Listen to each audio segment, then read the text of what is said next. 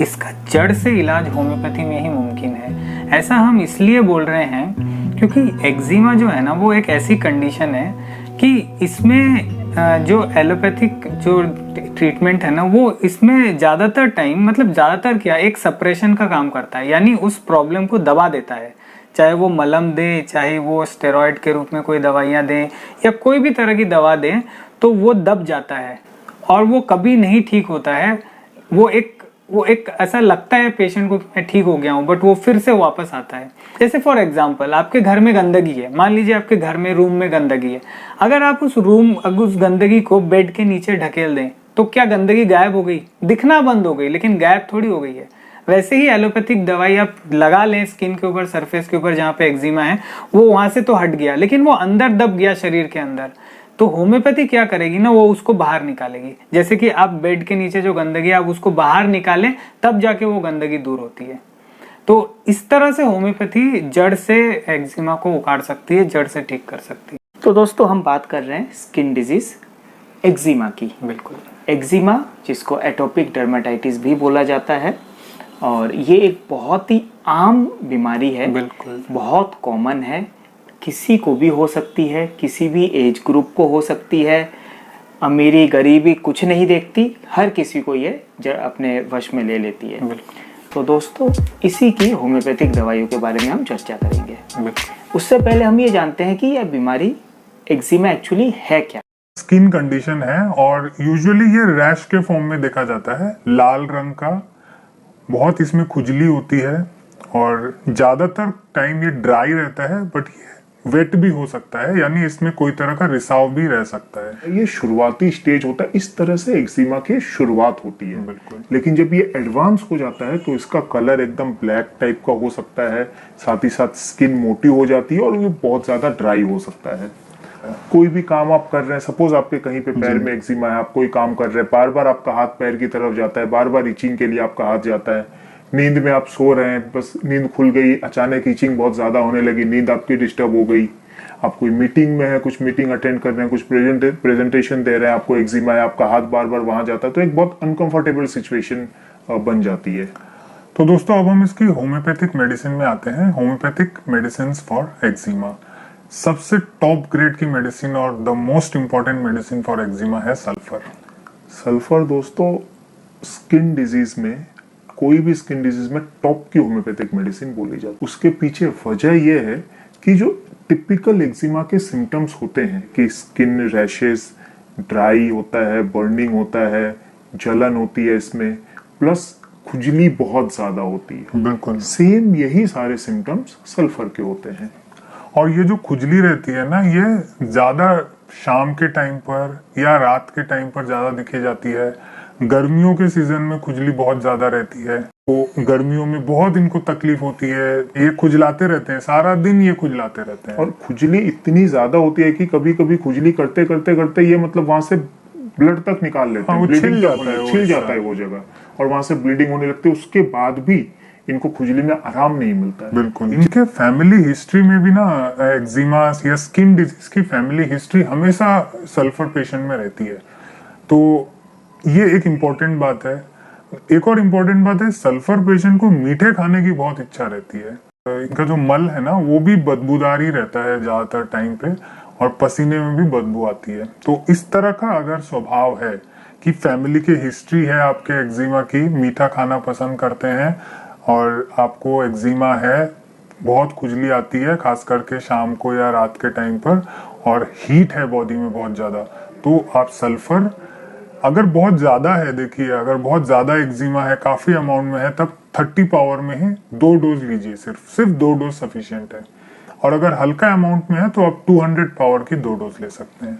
2 dose लेके छोड़ दीजिए, इससे ज्यादा लेने की जरूरत नहीं है। दोस्तों इसमें जो होता है, जो स्किन कंडीशन है, इसमें डोज का सिलेक्शन, पोटेंसी का सिलेक्शन बहुत इंपॉर्टेंट है। अगर आपको थोड़ा सा भी डाउट है तो प्लीज आप खुद से दवाई मत लीजिएगा, डॉक्टर से कंसल्ट करके ही मेडिसिन लेना है आपको। तो दोस्तों हमारी सेकंड मेडिसिन है एक्जिमा के लिए ग्रेफाइटिस। ये भी एक बहुत ही शानदार दवाई है। इसके कुछ मेजर जो बेसिक सिम्टम्स होते हैं, जैसा आपने स्टार्टिंग में बताया, वेट एक्जिमा, यानी ऐसा एक्जिमा जिसमें कि कुछ रिसाव होता हो, वैसे एक्जिमा के लिए ग्रेफाइटिस मेनली यूज किया जाता है। इसका जो रिसाव होता है ये बहुत स्टिकी टाइप का थिक होता है, यानी मोटा होता है, थिक होता है, और साथ साथ में थोड़ी सी स्मेल भी आती है और वो चिपचिपा भी रहता है, स्टिकी चिपचिपा होता है।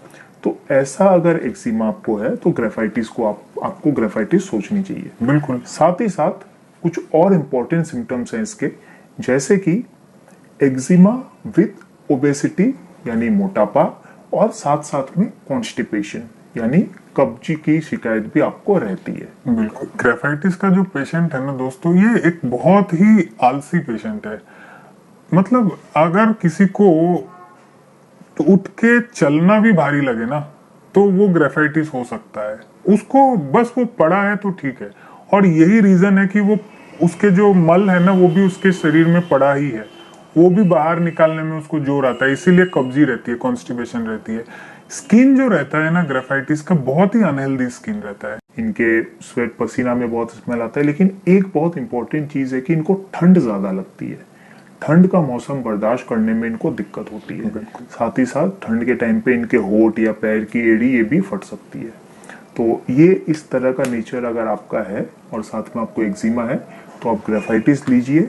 वही अगर बहुत ज़्यादा रूप में है तो 30 पोटेंसी की 2 डोज आपको लेनी है, अगर कम रूप में है तो 200 पोटेंसी की 2 डोज लेनी है।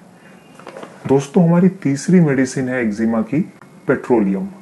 पेट्रोलियम यानी ऑब्वियसली पेट्रोल प्रोडक्ट से बनती है, इसलिए इसका नाम पेट्रोलियम है।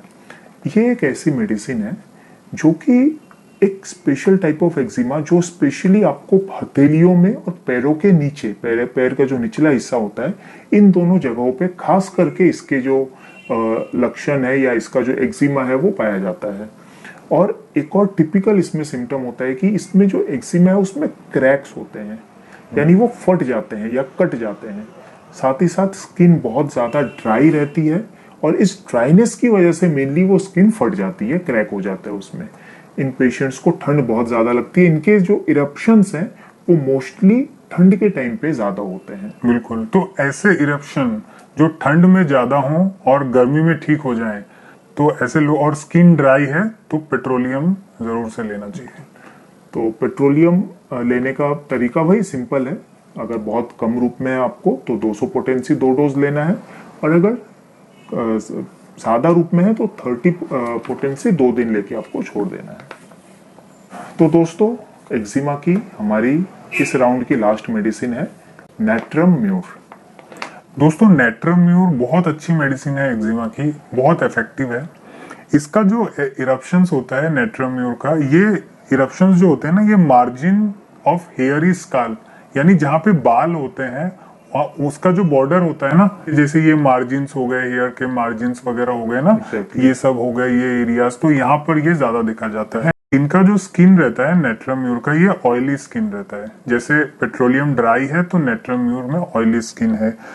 और नेट्रम म्यूर पेशेंट को ना नमक खाने की एक क्रेविंग रहती है, तो ये नमक ज्यादा खाते हैं, खाने में इनको अलग से ऊपर से कच्चा नमक चाहिए, तो ये भी एक रीजन बन जाता है इनको एक्जिमा डेवलप होने का।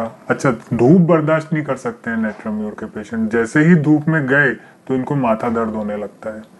नेट्रम म्यूर का जो नेचर होता है ना दोस्तों, ये लोग थोड़े इंट्रोवर्ट नेचर के होते हैं, बहुत लॉयल लोग होते हैं, अपने रिश्तों को बहुत सहेज के संभाल के रखते हैं, निभाते बहुत अच्छे से हैं, लेकिन इंट्रोवर्ट होते हैं।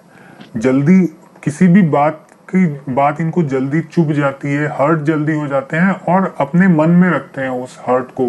पुराना 10 साल 20 साल 15 साल पुराना भी इनको दर्द जो है ना वो आज भी इनको याद है, और उसको लेकर के ये लोग सोचते रहते हैं। तो ये सब चीजें है ना धीरे धीरे स्किन में दिखने लगती हैं। अगर नेट्रम म्यूर का एक्जिमा दिखने लग गया, कहीं पर भी वो दिख रहा है, वो डॉक्टर के पास तुरंत भागेगा। नेट्रम म्यूर इनका एक्जिमा बिल्कुल ठीक कर देगी अगर इस तरह का स्वभाव है। लेने का तरीका वही है, 200 पावर अगर बहुत कम रूप में है 2 डोज, और 30 पावर आपको तब लेना है अगर बहुत ज्यादा रूप में है। बिल्कुल। दोस्तों, यहाँ पे मैं आपसे एक बार फिर रिक्वेस्ट करूंगा कि प्लीज, अगर आपको लगता है बहुत ज्यादा श्योर है कि कोई मेडिसिन आपको बहुत क्लियरली इंडिकेट हो रही है, तभी आप दवाई लीजिए खुद से, अदरवाइज कंसल्ट करके ही दवाई लीजिए, स्पेशली इस प्रॉब्लम के लिए। बिल्कुल दोस्तों, कंसल्टेशन के लिए आपको हमने नंबर्स दे रखे हैं, आप अपने लोकल प्लेस में भी दिखा सकते हैं और इन नंबर्स पे भी आप कांटेक्ट करके पर्सनली कंसल्टेशन हमसे ले सकते हैं। अगले वीडियो में और कोई टॉपिक के साथ आपसे फिर मिलेंगे। हमारे चैनल को जरूर से सब्सक्राइब करिए। तब तक के लिए थैंक यू।